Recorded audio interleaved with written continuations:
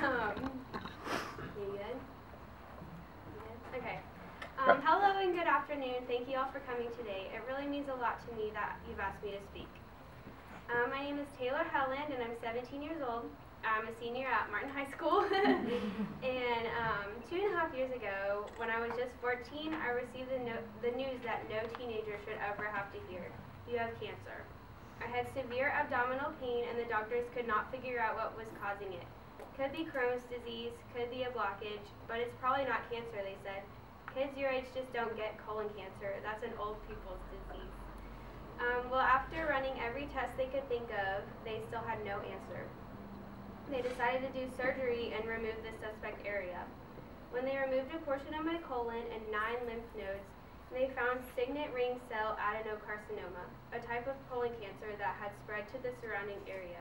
They told me that this type of cancer was extremely aggressive, and she mistakenly looked it up on Google and found the 5-year survival rate was only 13%.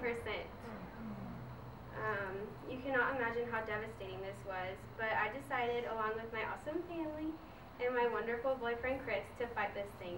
I would do everything I could to survive and live a happy, normal life. At the time of my diagnosis, I was very active in many things: school, band, youth group, and all the regular fun things a normal 14-year-old does. As our medical team was explaining the treatment options, my family decided that we would try as hard as we could to live in the moment, not regret the past, and not worry about what might happen in the future. We wanted to enjoy the time we had now and not waste that time on fear, uncertainty, and worry. I was told the recommended routine was 12 3-day chemo rounds. I would go into the hospital every other Friday, get connected to an IV, and sit there for 3 days. That's 36 days total, hooked up to a rack full of machines pumping poison through my body. Not something most kids my age are doing. The chemo made me nauseous, but every Sunday night when I was finished, I went home, showered, and went out and had fun. I did not want to sit around the house. After all, I had just spent 3 whole days sitting around. I had things to do. I completed all the chemotherapy, and they sent me down to Houston for a state-of-the-art surgical procedure called HIPEC. It's quite an ordeal. They cut open my entire abdomen and spread it wide open. They took about 2 hours looking and feeling around for any cancerous tissue. Next, they inserted 2 tubes and closed up the incision. The tubes then circulated heated chemicals throughout my abdominal cavity to kill any cancer cells that might be remaining. Then they reopened the abdomen, removed the tubes, and cleaned everything out. Finally, they stitched everything back up. You can only imagine the scar.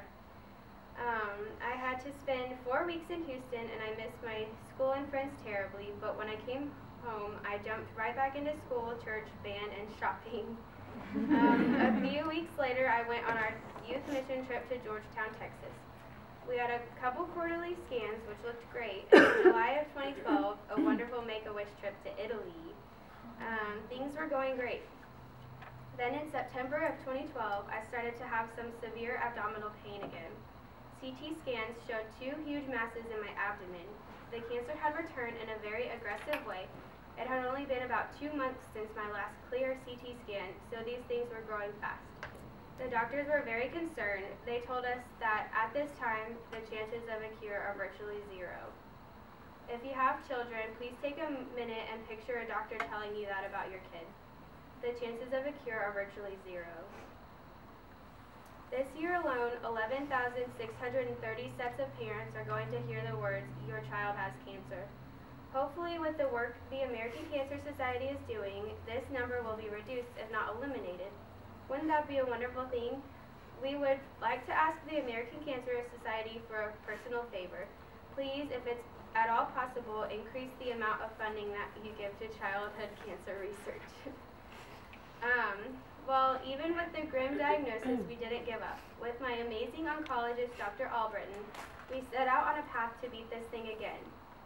We started a similar treatment routine with 12 more 3-day rounds of chemo, more nausea, and time sitting around the hospital watching cooking shows and doing jigsaw puzzles. In between rounds, I was back in school and staying very busy. I was nominated for our homecoming court, and at the time I was a junior, so I couldn't officially be on the court, but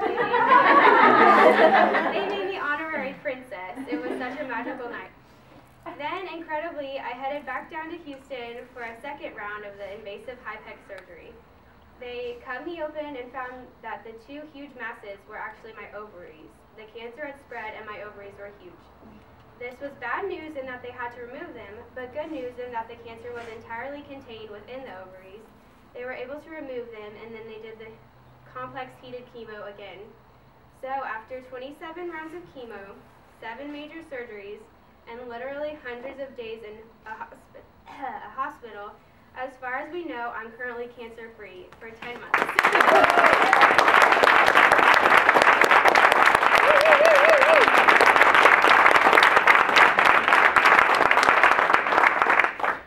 I jumped right back into my senior year of high school. Marching band, oboe solo and ensemble, church mission trip, and lots of fun teenager activities. My wonderful high school even elected me 2013 homecoming queen. Now I'm very proud of myself for staying active and positive during all the medical procedures, but really this is not the way I thought my high school was going to go for me. Kids just don't ever get colon cancer, they all said. Now I'm 1 in a million. This journey has been life-altering for me, my family, and those around me. It's been horrible in some ways, but it's also been miraculously wonderful in a lot of ways. My dad says that when he watches the news, he thinks the whole world is going crazy, but over the past 2.5 years, we have truly seen the best in people. I can't thank everyone enough for all the wonderful things they've done for me, all the flowers and beautiful gifts I received, all the visits to the hospital and the meals they've cooked. My incredible school rallied together and decided to raise money to fight cancer. They made an amazing one-take lip dub video and sold pledges to raise money. The more hits they received on YouTube, the more money that would be raised. One of the greatest days of this entire journey was the day Martin High School presented a check to MD Anderson for $15,000. My surgery at MD Anderson, Dr. Hayes Jordan wanted to start a pediatric colon cancer trial. This money and a generous donation from the Andrew McDonough Be Positive Foundation made that possible. Hopefully someday this clinical trial will prevent another 14-year-old girl from having to endure what I've been through. My church family donated hundreds of items, hired a band, cooked a ton of food, and put on a Tay Fest to raise money to cover some of my medical costs.